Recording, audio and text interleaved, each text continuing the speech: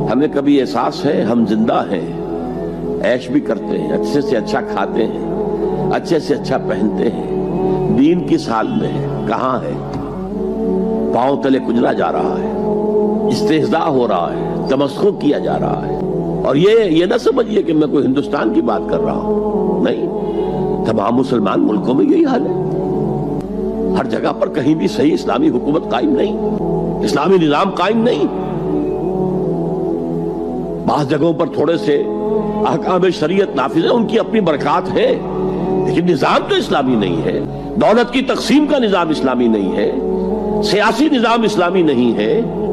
इस एतबार से हमारे अंदर शदीद नफरत तो हो, अगर ये नफरत भी नहीं है, अगर बेचैनी भी नहीं है, तो कुढ़न भी नहीं है। फरमाया ज़ालिका अज़अफ़ुल ईमान, ये ईमान का कमजोर तरीन दर्जा है। क्या मानी? इसके बाद फिर ईमान नहीं है।